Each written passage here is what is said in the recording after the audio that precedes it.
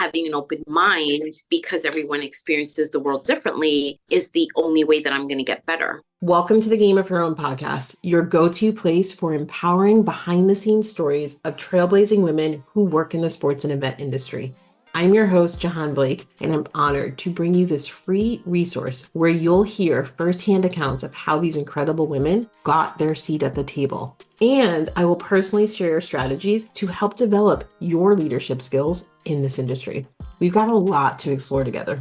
I am so glad you're here. All right, Game of Her Own listeners, let's do this. So Elisa Padilla, Chief Marketing Officer for the New York Red Bulls. What an amazing title. Welcome to the Game of Her Own podcast. We're so glad you're here. Thank you so much for having me. I'm very excited about today's conversation. Me too. Okay, so before we dig in, let's start with the first question, which is, what's one piece of advice you wish that you had received earlier in your career? I should have started networking literally during my first internship. I think that understanding the importance of relationships and how those relationships, how you cultivate them over the years, and how being connected to people throughout your career trajectory, I wish someone would have told me that when I was in undergrad. I have the same thing, right? It wasn't until I was deciding to leave the Cubs that I said, oh, I really wish I paid attention to all the LinkedIn requests that came in, or if I wrote down people's names. I'm really good at networking, but I could have been a lot better, especially starting earlier in my career. It's unbelievable what a difference it makes in your career. Yeah, no, absolutely. And now I think about it, I was a communications major as an undergrad. And for me, I would love to know where those classmates are. And had I been much more intentional post-graduation, right, to stay in touch, maybe I wouldn't be Googling them, trying to track them down. But I think it's really, really important that networking starts in the classroom. The person sitting next to you. Now, when I got my MBA, my fellow classmates there, there's a group of us where we still stay in touch. It's just very different. That's the one thing that I wish that someone would have told me, because I would have been much more intentional about it. Yeah, when you're intentional about it earlier in your career, it just becomes natural. And yeah. It would have been easier. And I always tell people it's like planting seeds. You just don't know when they're going to bloom. But I'm telling you, all these people you meet, one day you're like, oh, I know so-and-so, maybe they can help me.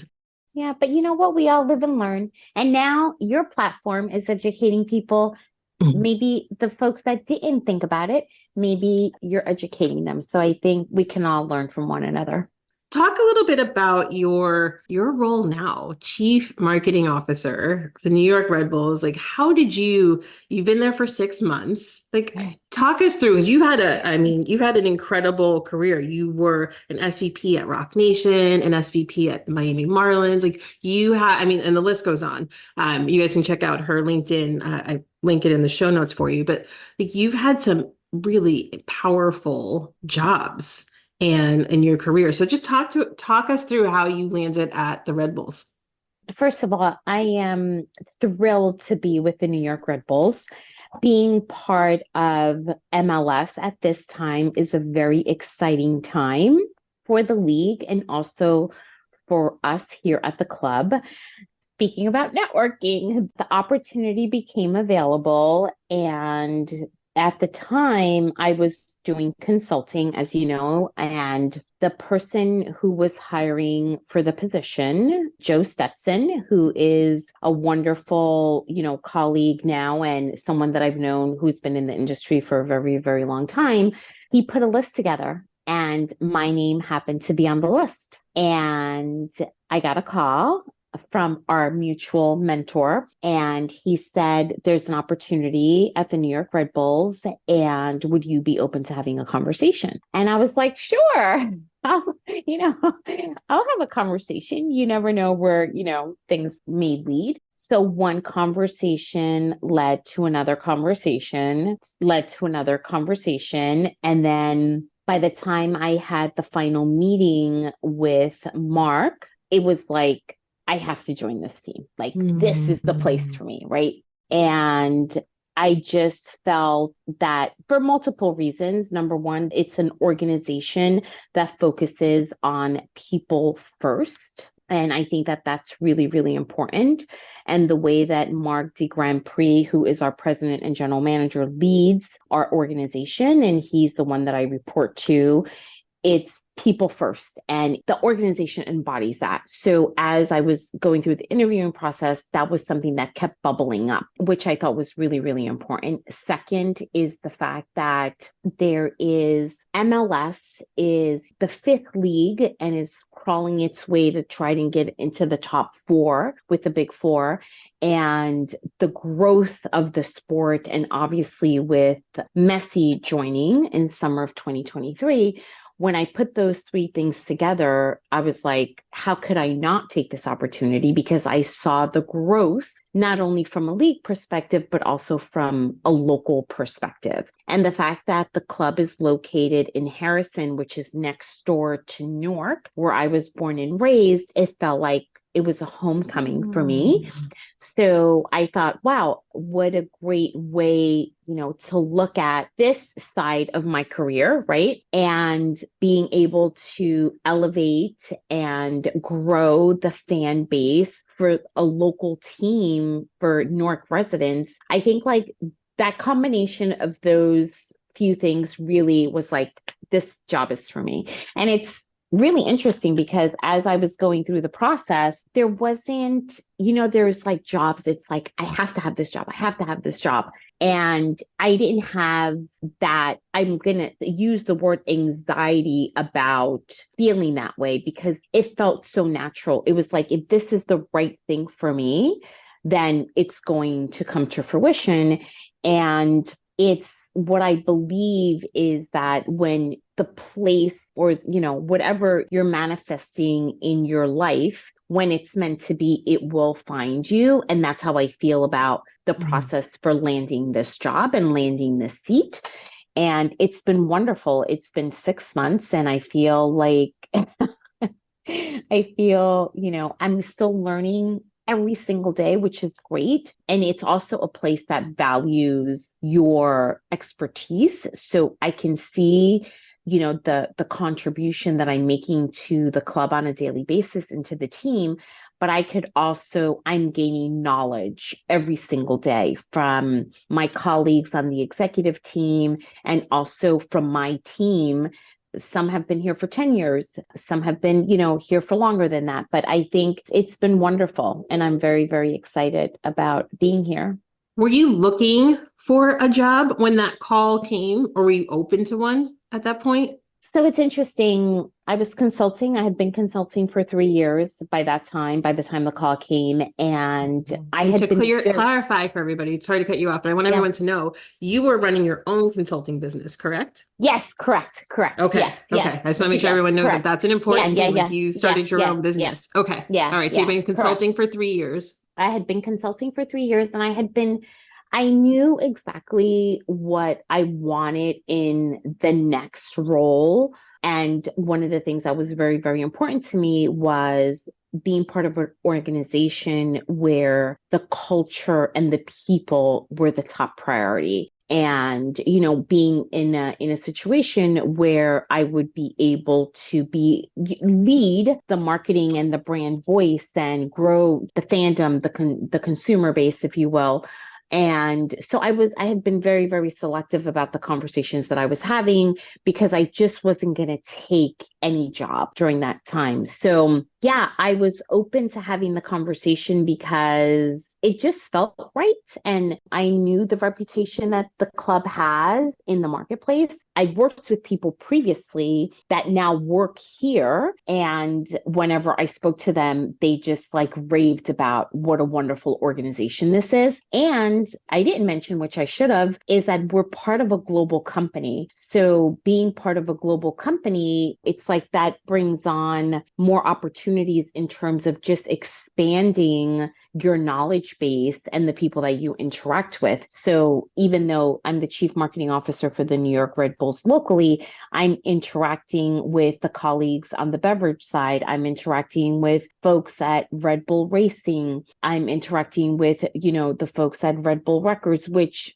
I would never have that opportunity if I wasn't in this role. I love that you have there's so much more opportunity. And you see that a lot in sports now, right? Like there's the team, but then that ownership group usually has their hands in so many things. And so that gives you so much more opportunity. And you're seeing that a lot now. You said something that I think a lot of people, people like I have old clients that still text me and, looking for a new job, and their number one focus has been culture and the people and how, what the climate is in that organization. How did you, if that was your priority, how did you make sure that any organization really wasn't just talking the talk? How did you make sure they were really doing the actual work and really putting people first? It's interesting because everyone that I spoke to, the feedback was consistent. There wasn't one person who said something that raised a red flag. And right when things aren't a certain way, people are going to give you mixed messages, right? Because they're going to give you their interpretation of how they're experiencing something.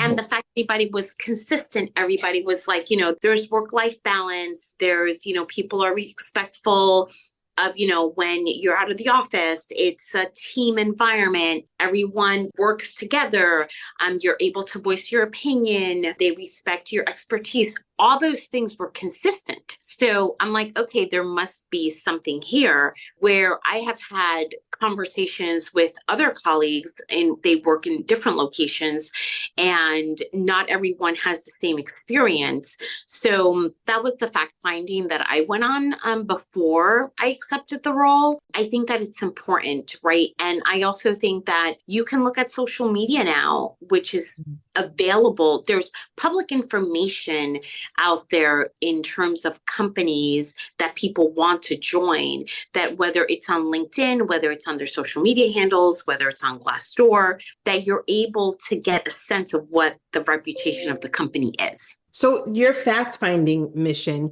I want to get into the weeds a little bit. Were you asking people during your interview process, or were you reaching out to people on the side that worked at the organization to learn? Yeah.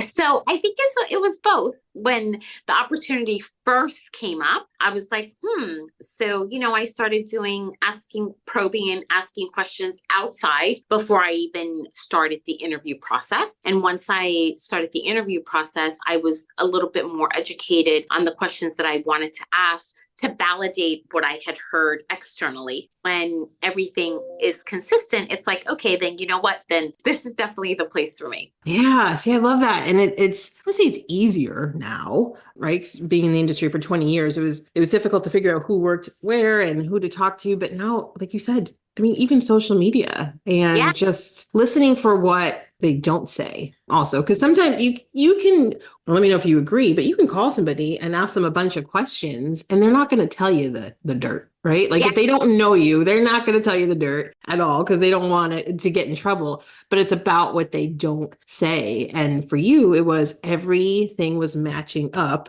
to what the president was talking about, and everything added up to the Red Bulls putting people first. Is that right? Yeah, absolutely. Yeah, there's so much value in doing that fact finding before you accept a job, because you spend so much time at your job. More time than you do, sometimes, then you spend with your family. It's a major decision. So, what I loved I love everything that you're saying, but you also talked about that you are still learning. You're gaining knowledge from the people who work with you or for you.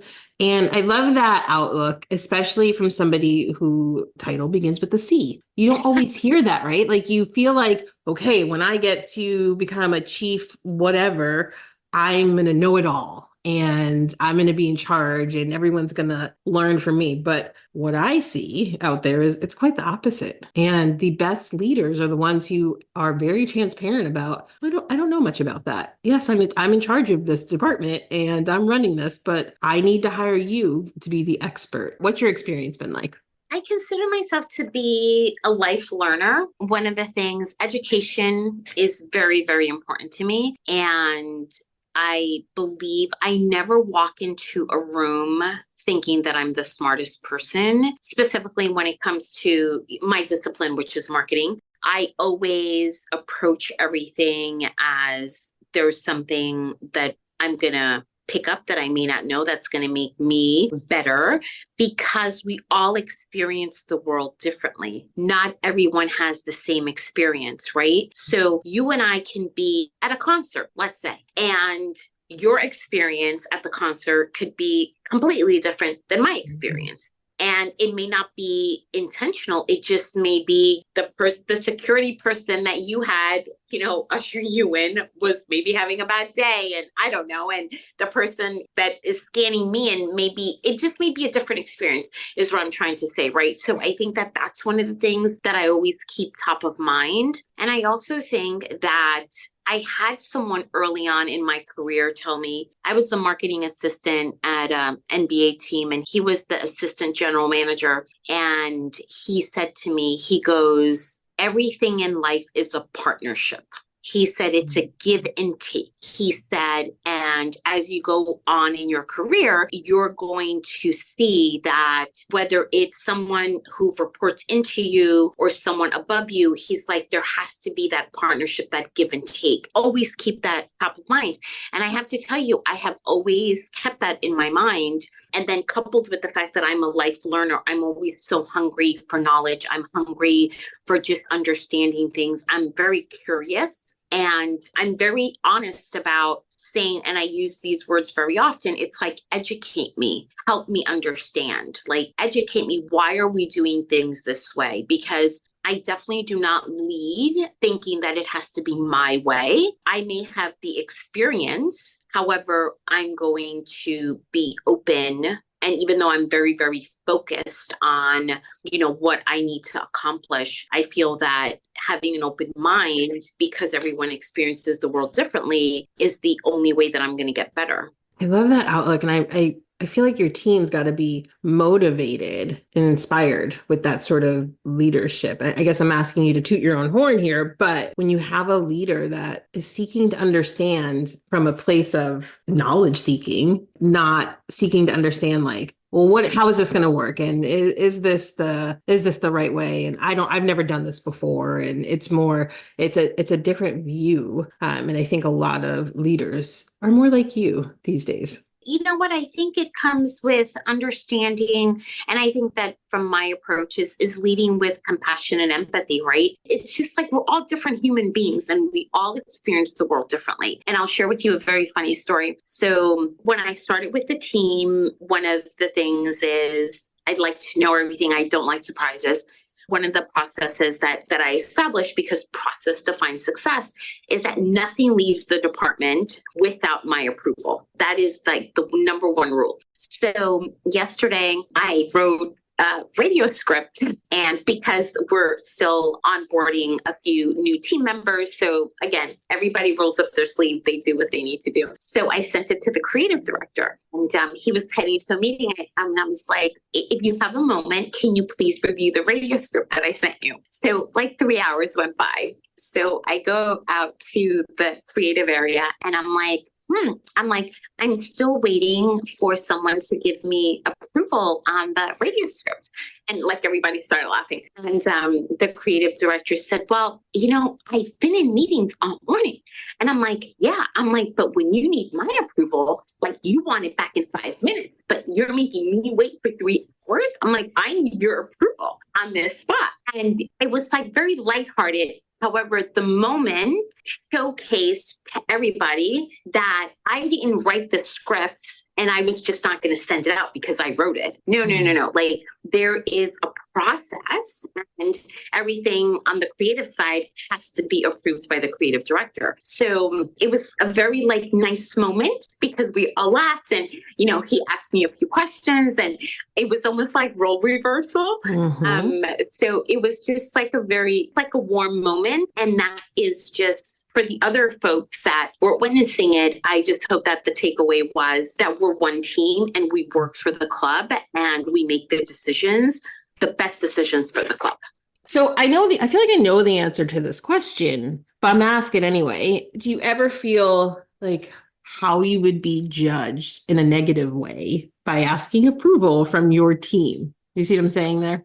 No, because you know what? The reality of it is that the culture that I'm trying to build here is a culture of everybody has their expertise. Everyone is bringing something to the table. And to me, it's like, look, I've been in this industry and I've been working for over 25 years. And I've been in rooms where I have presented something and someone has taken a red pen and has literally like crossed it out. And it's like, no, this is the way that we're going to do things. And it's like, well, how are you helping your people grow?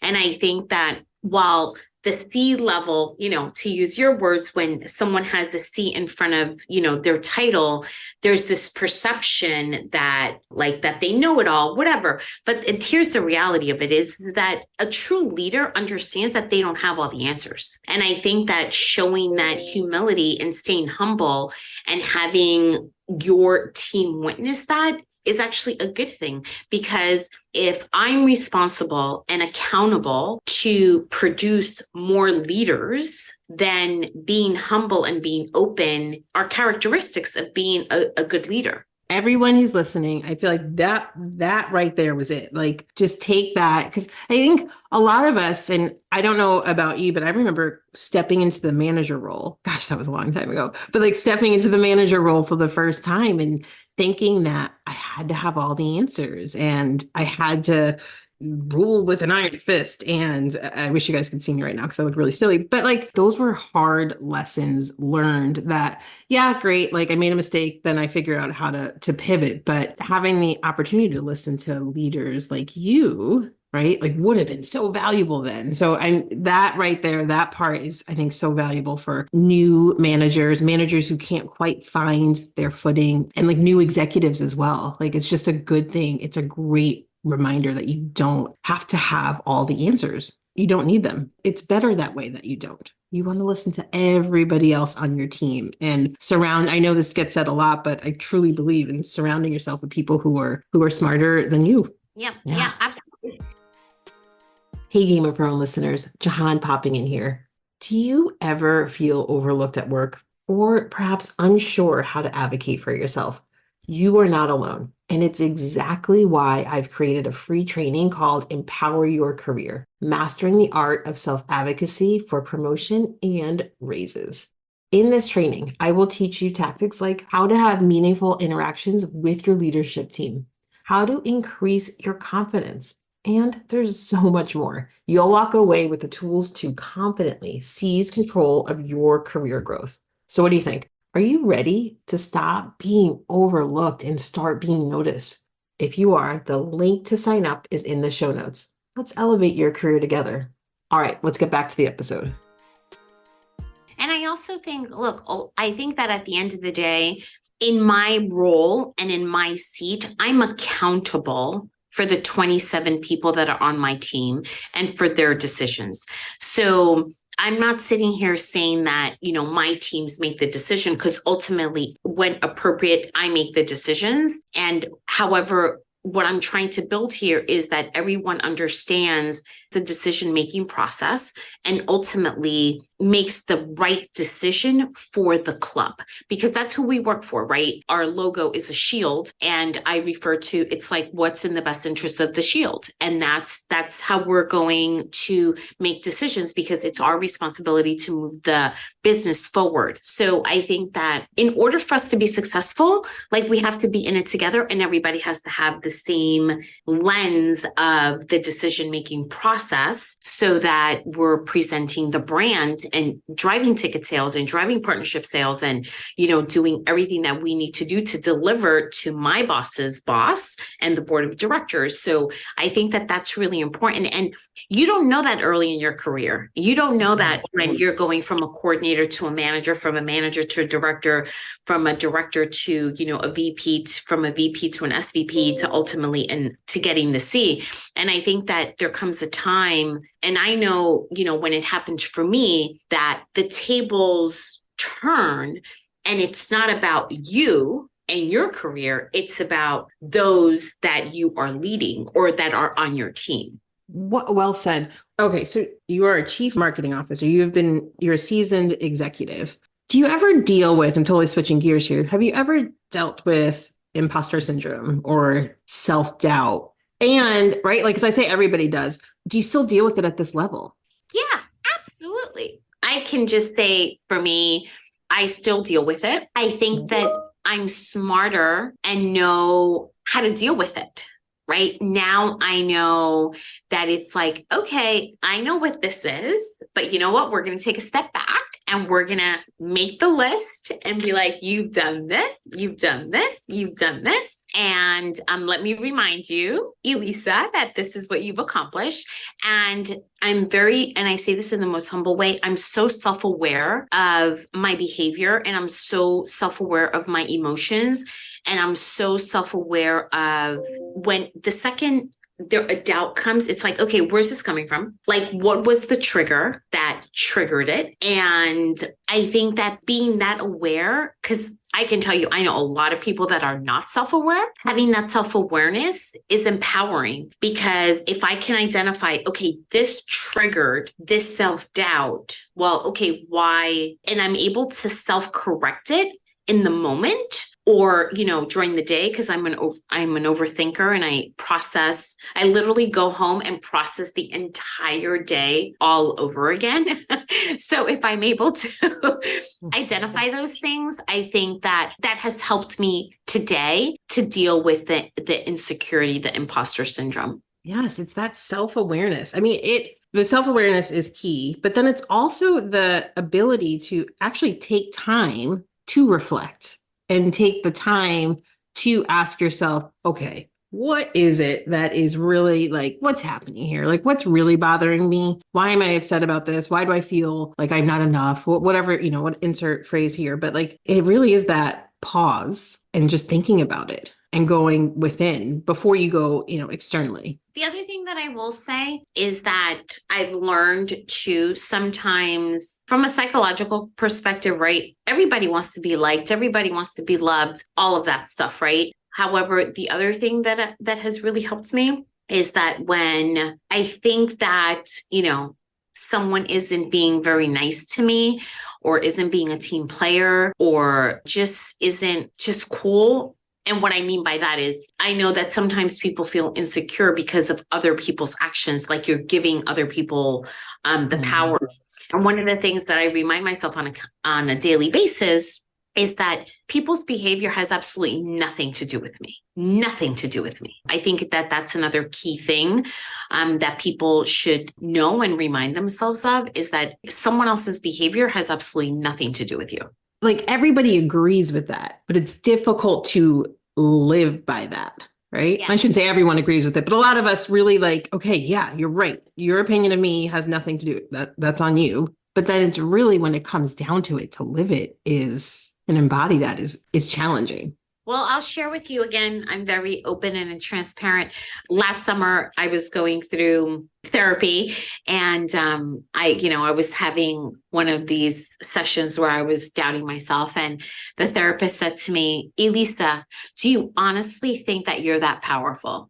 And I thought, you know what? You're absolutely right. I'm not that powerful. So that statement just ties back to what other people do and how other people behave have nothing to do with you, because you're not that powerful. I love that. That, like, it's hard to get me to shut up. And that literally, I was like, oh, yeah. What a good question. Like, yeah, absolutely. That was probably the best session I had last summer.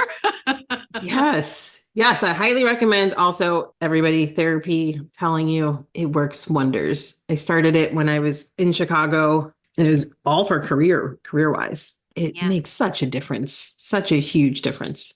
And the stigma around it there shouldn't be any stigma, because the reality of it is the same way that you take care of your body by going to the gym, by eating well. It's like your inner self and your mind, especially for someone like me.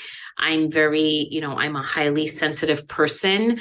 It has done wonders, and I've done a lot of work, over the years. So everybody, highly recommend it. If you're wondering if it's for you, the only way you're going to find out is if you try. It isn't for everybody, but I hear such great results from women who definitely invest the time into it, especially during times like COVID, when everything was up and down and very confusing and you didn't know what was happening with your career. Yeah. Like it was so rewarding then. Okay, so therapy is one resource. What other resources do you or did you sort of rely on to help make sure that you were the best version of yourself? During my consulting period, that was all very, very new to me. And one of the resources that, that I tapped into was actually one of your workshops, which I think was one of like the best investments that I had made because the work that you and I did together. And I remember two things that you asked me when we first met. You, the first thing was like, "Are you retired?" I'm like, "No, I'm not retired. I'm trying to make a living." To be clear, everybody, the reason I asked that question was just doing my homework before we met and looking at her LinkedIn and the story it told. I was like, oh, she must just be doing this for fun. Like, so that was when that hit me like, a brick my forehead. And then the second thing is I remember during the pandemic, I launched my own personal brand, Kick It by EP.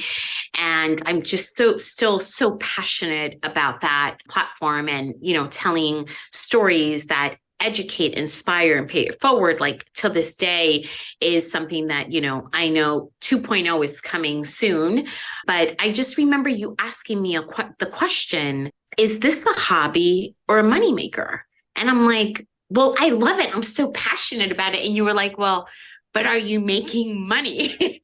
And I think that you really, really level set me with that question, because as I was going through the workshop and, working on the book that you had given us or had given me, I just thought that you really made me clarify and put clarity to what I was looking to accomplish. And while Kick It by EP and the IG lives and the inspirational stories continue to be told, I was able to really identify and say, okay, I need to put that in this bucket because that's not going to make me the money that I need to support my family. So it was a great investment. So thank you for your help. Yeah, thank you for your kind words. It was a pleasure, an honor to work with you. Yeah, we had fun for sure. Okay, are you ready for the final sprint? 5 questions, first thing that comes to your mind. What's a goal you achieved that initially you weren't sure you could reach? Oh my goodness, I became the chief marketing officer of the Brooklyn Nets. Yes. Whew, you've had some great jobs. I mean, we could do like a 10-part series on you and all the different jobs that you had. What's your go-to pump up song? Anything by Mark Anthony pumps me up instantly. Okay. What's your favorite thing to do to unwind after a long day? Oh my goodness, to sit on the couch and cuddle with my little Trevor and Trey, my 2 Yorkie poos. Oh, I did not know you had Yorkie poos. I have a Yorkie poo. She's sitting right here waiting for me to finish so she can cuddle with me. See, it's the best thing. What's one thing that always makes you laugh out loud? My younger brother. My younger brother tells this story about my 3 cousins, and he calls them the 3 Stooges. And like literally, I mean, he was just talking about them like 2 nights ago, and I'm still like belly laughing because it's like the funniest thing to me. Family is so special. Okay, last one. Name one woman in sports who inspires you and tell us why. Pam Harris was and is still my mentor. She was my very first boss in the sports industry.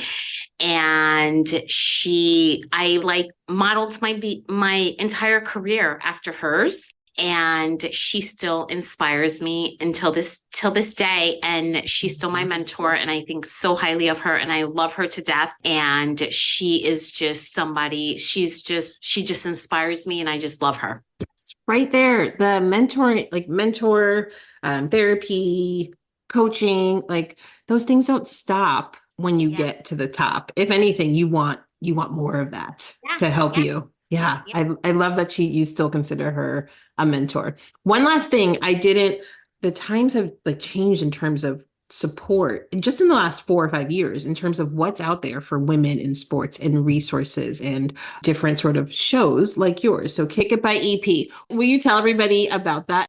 So Kick It by EP is an Instagram live 20-minute snackable chat that I started doing in April of 2020.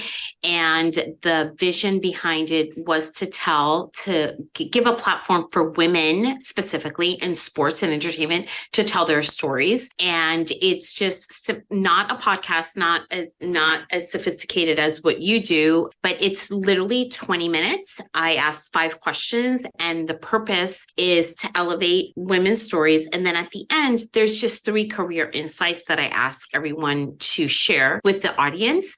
And I've done over 150 conversations, and it just fuels my belly and my soul, because I just feel specifically, and I don't know if you've experienced this when you were in sports, but I sometimes think that in sports, women aren't very supportive of one another.